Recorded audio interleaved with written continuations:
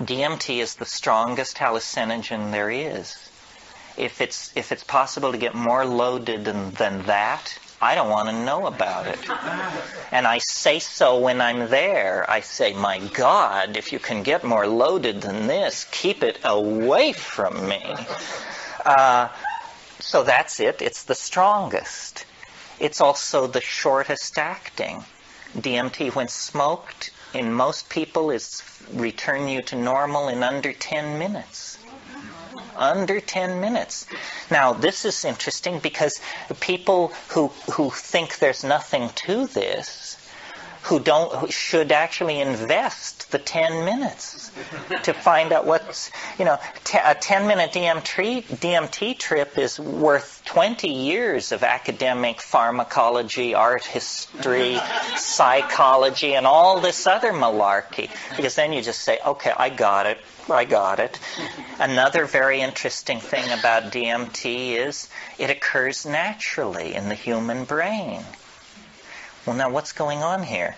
He's saying the strongest drug, the fastest drug, is the most natural drug. It means that, you don't have to sail off into 3-hydroxy-4-pyridyl N-methyl marubishtik or something like that to get into the exotic realms. No, a human metabolite, which takes only 10 minutes to undergo its entire exfoliation and quenching, is the strongest of all. Well, then what is it? What does strong mean? What is a strong psychedelic?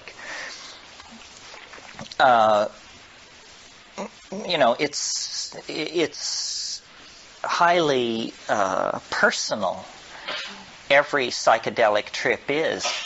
But what happens on DMT for a large number of people, we don't have any statistics, but it is a completely confounding experience.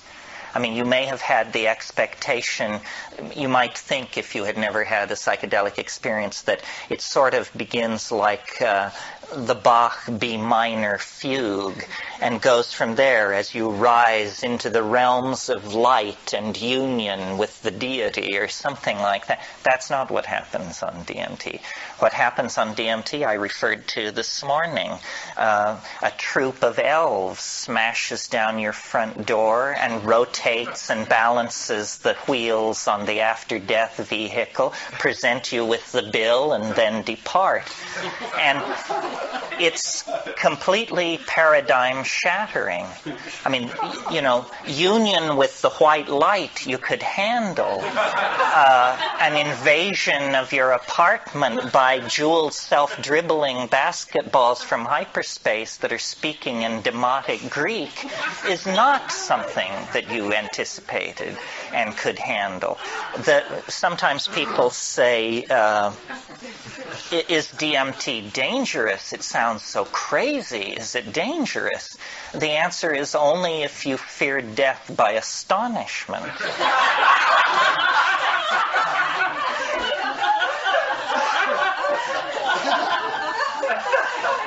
Remember how you laughed when this possibility was raised, and a moment will come that will wipe the smile right off your face.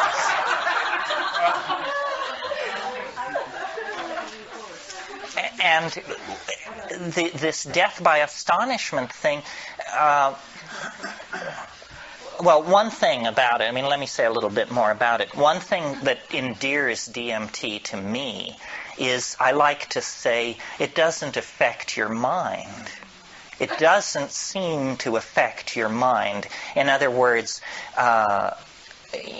you don't change under the influence of DMT. You don't become a kinder, gentler person. You don't sink into, a line of drool from one corner of your mouth as you sit there twitching. You don't change. What happens is the world is completely replaced. Instantly, 100%, it's all gone. And what is put in its place, not one iota of what is put in its place was taken from this world. So it's a 100% reality channel switch. They don't even retain three-dimensional space and linear time. It's not like you go to an exotic place, Morocco or New Guinea. It's like reality is swapped out for something else. And when you try to say what it is, you realize that language has evolved in this world, and it can serve no other. It takes years of practice. So what you're looking at is literally the unspeakable. The indescribable falls into your lap. And when you try, you're loaded, right? You're there, and you're trying to explain to yourself what's happening. And so this is like you try to pour water over the transdimensional objects in front of you, the water of language, and it just beads up and flows off like water off a duck's back. You cannot say what's there. And I've spent, 25 years fiddling with this. It's become the compass of my inspiration, trying to say what is on the other side of that boundary. Just 2 large tokes away at any given time is this non-Euclidean, non-Newtonian, irrational, un-Englishable place. But it's not smooth and empty and clear. That's not what gives it its indescribability. What gives it its indescribability is its utter weirdness, its alienness, its power to astonish.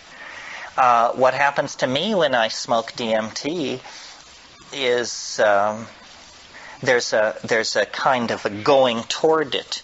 There's a sequela of events which lead to the antechamber of the mystery. I mean, you take a toke, you feel strange. Your whole body feels odd. You take a second toke, all the oxygen seems to have been pumped out of the room. Everything jumps into clarity. It's that visual acuity thing. You take a third toke if you're able, and then you lay back and you see this thing which looks like a rose or a chrysanthemum, this orange spinning flower-like thing. It takes it about 15 seconds to form, and it's like a membrane. And then you break through it. You break through it, and then you're in this place. And there's an enormous cheer which goes up as you pass through this membrane. Some of you may know the Pink Floyd song about how the gnomes have learned a new way to say hooray. They're waiting.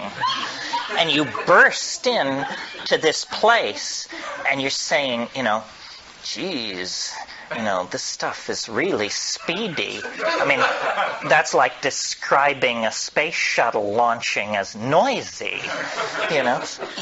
You say, this stuff is, and you say, am I all right? Am I all right? That's the first question. And so then you run your mind around the track, and you say, heartbeat, normal, yeah, normal. Heartbeat, normal. Pulse, normal. Breathing, breathe, yes. But what's right here, and from here out is this thing, which no matter how much science fiction you've done, no matter how much William Burroughs you've read, no matter how much time you've spent in the company of the weird, the bizarre, the outre, and the peculiar, you weren't ready. And it's completely real. It's in a way more real than the contents of ordinary reality, because see how the shadows here are muted, and there's a lot of transitional zones from one color to another and so forth. This isn't like that. This is crystalline, clear, solid. You can see the light reflected in the depths of these objects, and everything is very brightly colored, and everything is moving very, very rapidly. And there are entities there. It's not about calling them up or the whisperings of them. No, they're in your face. and they're right here, and they're worse than in your face, because what they do is they jump into your chest, and then they jump out. And so you're like this. And you have to keep saying, keep breathing, don't freak out, pay attention. And the entities speak to you. And they speak both in English and another way, which we'll get to in a minute. But in English, what they say is, do not give way to wonder. Hang on. Don't just go gaga with disbelief. Pay attention. Pay attention. And what they're trying to do is they're trying to show you something. They are very aware of the fleeting nature of this encounter. And they say, don't just spiral off into amazement and start raving about God and all that. Forget that. Pay attention to what we're doing. And then what they're doing is they're dancing around, they're jumping around, they're emerging explicitly out of the background, bounding toward you, jumping into your chest, bounding away, and they make offerings. And they love you. That's the other thing. They say this. They say, we love you. You come so rarely. And, here you are. Welcome, welcome. And then they make these offerings. And the offerings are objects of some sort. And now remember, you are not changed. You're exactly the person you were a few minutes before. So you're not exalted or depressed. You're just trying to make sense of this. And the objects which they offer are like Fabergé eggs, or exquisitely tooled and enameled pieces of machinery, but they don't have rigid outlines. These objects are themselves somehow alive and transforming and changing. So when these creatures, I call them tykes, when these tykes offer you these objects, you grok it, you look at it, and immediately, because you are yourself, you have this realization, my God, if I could get this thing back into my world, history would never be the same. A single one of these objects is somehow, you can tell by looking at it, this would confound my world beyond hope of recovery. It cannot exist. What I'm being shown is a tiny area where miracles are being transformed. And the creatures, the tykes, are singing. They are speaking in a kind of translinguistic glossolalia. They are actually making these objects with their voices. They are singing these things into existence. And what the message is do what we're doing. You can do what we're doing. Do it. And they get quite pushy about this. They say, damn it, do it. And you're saying, but, and saying, no, do it now, do it. It's saying, I can't handle this, And then this kind of reaction goes on for a while. Well, then I don't take credit for it. It was not willed, but like something comes up from inside of you. Something comes out of you, and you discover you can do it. That you can use language to condense objects into existence in this space. It's the dream of all magic. But here it is, folks, happening in real time. And then they're just delighted. They just go mad with delight and turn somersaults and turn themselves inside out. And they all jump into your chest at once. And after many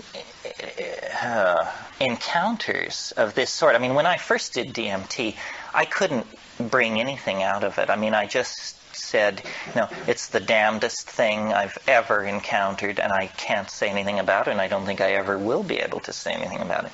But by going back repeatedly and working at it, I think I've gotten a pretty coherent, well, let's not go that far. I think I've got a pretty clear metaphor, anyway, for what's happening in there. And I think a lot of people have this experience. When you talk to shamans, they say, oh, well, yes, the helping spirits. Those are the helping spirits. They can help you cure, find lost object. You didn't know about helping spirits? I said, well, I knew, but I had no idea, that it was so literal. Say, oh, no, that's the helping spirits. But then the other thing they say, if you press a shaman, if you say, well, what exactly is a helping spirit? Say, well, a helping spirit is an ancestor. Say, you mean to tell me that those are dead people in there? Say, well, yes, ancestor, dead person. You didn't know about ancestors, apparently. This is what happens to people who die.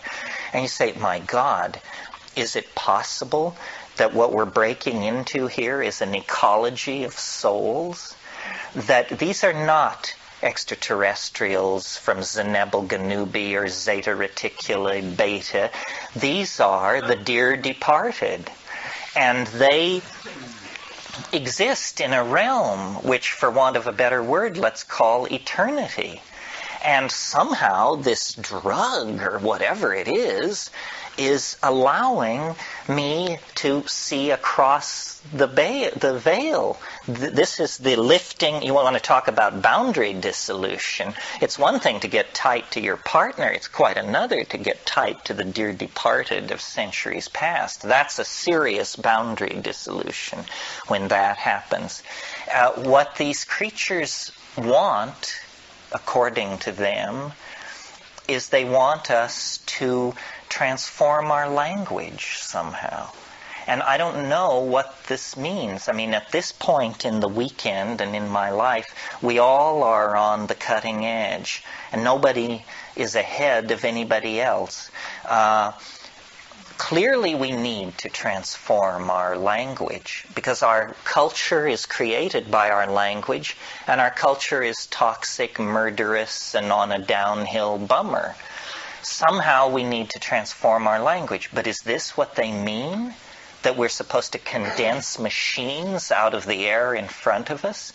How does this relate to the persistent idea promulgated by Robert Graves and other people that there is a primal language of poetry?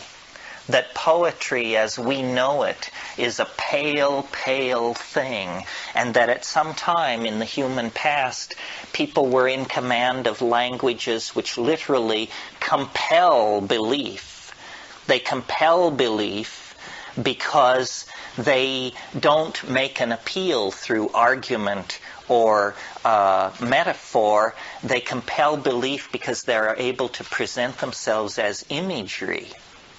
You know, William Blake said, if the truth can be told so as to be understood, it will be believed. And so these things and it's very confusing because you wonder, you say, well, have people been doing this for thousands of years? And if so, have they always encountered this tremendous urgency on the other side? If people have been doing it for thousands of years, why is there this urgency on the part of these entities? And who exactly and what exactly are they? It appalls me, you can probably tell, that I have to talk about this because this is not my bailiwick. I mean, I'm a rationalist who's just had a very weird set of experiences, but I am a rationalist.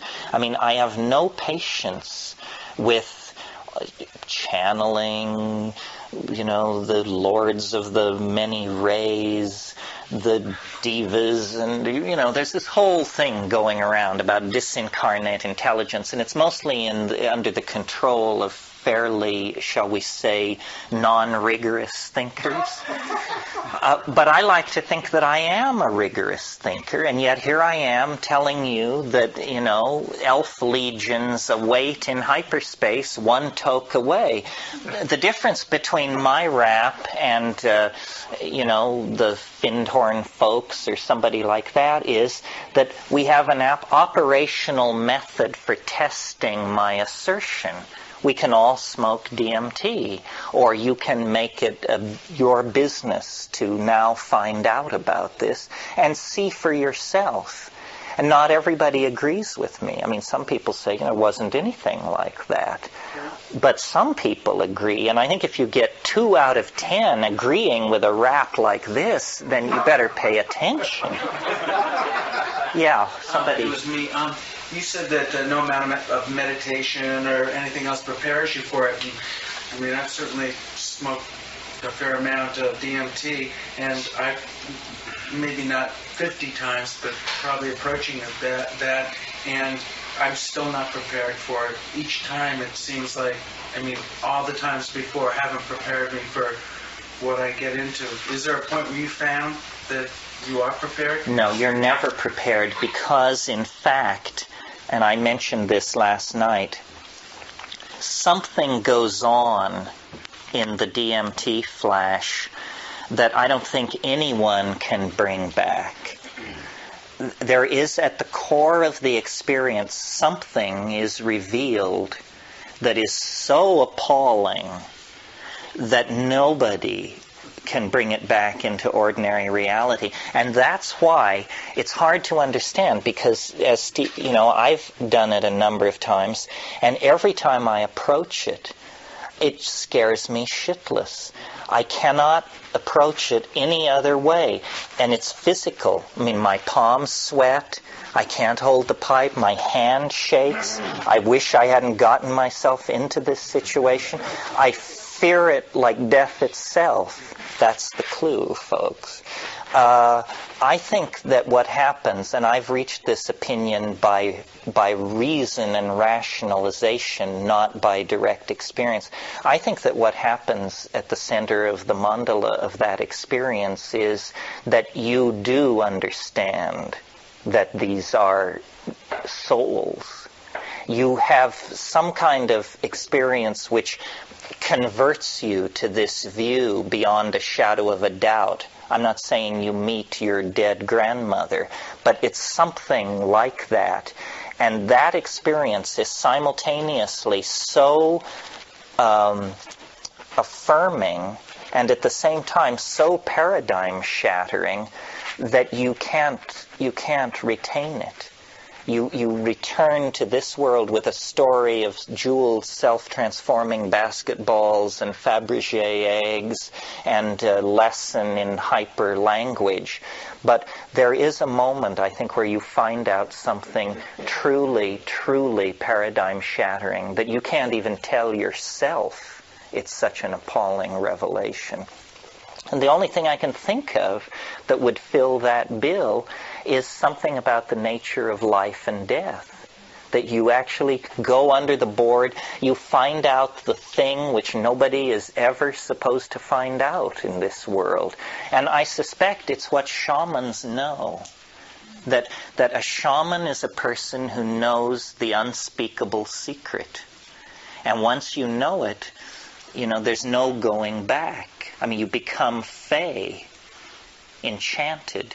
You're touched by the other. You now are a part of fairyland. And this gives you, I don't know what it gives you, charisma, magical power, healing, the possibility to heal. But it also sets you apart from your fellows because they don't know from it. They don't know. Science can't survive in that environment for half a minute. The entire construct of Western reason disappears into that dimension like hurling an ice cube into a blast furnace. It just can't survive that encounter. If flying saucers were to land on the south lawn of the White House tomorrow, it wouldn't change the fact that DMT is the weirdest thing in the universe.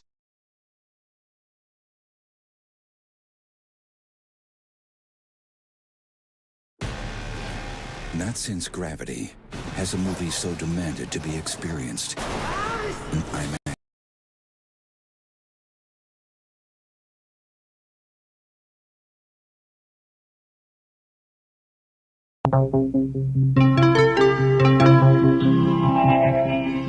Thinking Aloud. Conversations on the leading edge of knowledge and discovery with psychologist Jeffrey Mishlove.